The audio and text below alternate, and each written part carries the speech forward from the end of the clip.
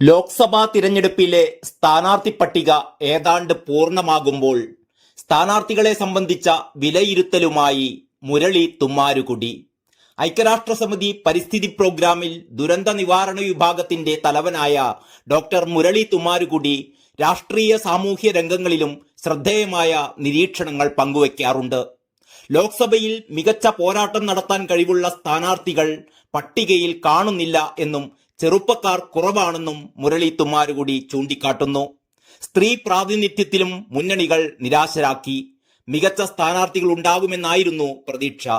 മുൻ തിരഞ്ഞെടുപ്പിലെ സ്ഥിതി ആയിരിക്കില്ല ഇത്തവണയെന്നും LDF കൂടുതൽ സീറ്റുകൾ നേടിയേക്കുമെന്നും മുരളി തുമ്മാരുകുടി തന്റെ ഫേസ്ബുക്ക് പോസ്റ്റിൽ പ്രവചിച്ചു. ലോക്സഭാ തിരഞ്ഞെടുപ്പും കേരളത്തിലെ സ്ഥാനാർത്ഥികളും എന്ന തലക്കെട്ടിലാണ് തുമ്മാരുകുടിയുടെ ഈ നിരീക്ഷണങ്ങൾ. ഇന്ത്യയുടെ രാഷ്ട്രീയ ഭാവിക്ക് ഏറെ പ്രധാനമായ ഒരു തിരഞ്ഞെടുപ്പാണ് 2024 ലോക്സഭാ തിരഞ്ഞെടുപ്പ്. ഈ തിരഞ്ഞെടുപ്പിൽ കേന്ദ്രത്തിൽ ഏത് കക്ഷി ജയിക്കും, ഏത് മന്ത്രിസഭ വരും എന്നതിൽ സർപ്രൈസ് ഒന്നും ആരും പ്രതീക്ഷിക്കുന്നില്ല, ഞാനും. കേരളത്തിലെ പ്രധാനപ്പെട്ട 2 മുന്നണികളും കേന്ദ്രത്തിൽ ഒറ്റ മുന്നണിയുടെ ഭാഗമാണ്. അതുകൊണ്ട് തന്നെ കേരളത്തിലെ ഓരോ സീറ്റിലും വൻ പോരാട്ടം നടത്താതെ ലോക്സഭയിൽ ഏറ്റവും നന്നായി സംസാരിക്കാനും പ്രവർത്തിക്കാനും കഴിവും സാധ്യതയുമുള്ള കുറച്ചുപേരെ അവിടെ എത്തിക്കാൻ തന്ത്രപൂർവം ഒരുമിച്ച് ശ്രമിക്കുമെന്നാണ് ഞാൻ വിചാരിച്ചിരുന്നത്.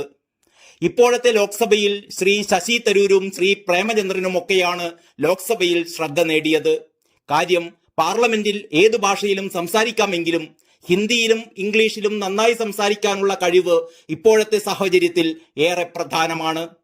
ഇപ്പോഴത്തെ സ്ഥാനാർത്ഥി പട്ടിക നോക്കുമ്പോൾ അത്തരത്തിൽ ലോക്സഭയിൽ ശോഭിക്കാൻ കഴിയുന്ന അനവധി പേരുകളൊന്നും കാണുന്നില്ല.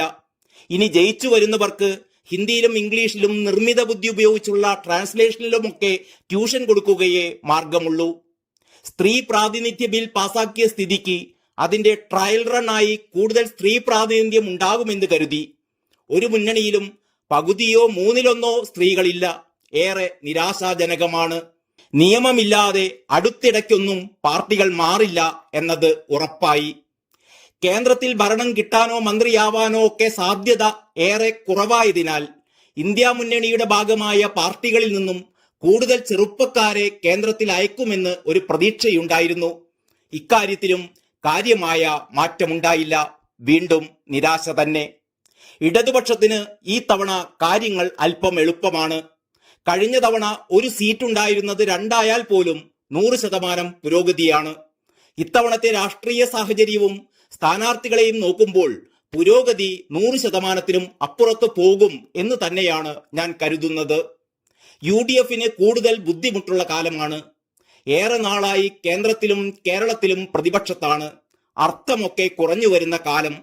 കേരളത്തിലെ രാഷ്ട്രീയ സാഹചര്യത്തിലും ഏറെ മാറ്റമുണ്ട്.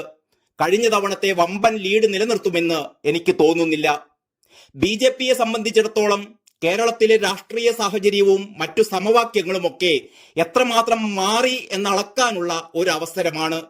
ഈ വർഷം വോട്ടിന്റെ കാര്യത്തിൽ മുന്നേറ്റമുണ്ടാക്കിയാൽ 2026 നിയമസഭാ തിരഞ്ഞെടുപ്പിന്റെ രീതി മൊത്തം മാറുമെന്നും മുരളി തുമ്മാരുകുടി നിരീക്ഷിക്കുന്നു.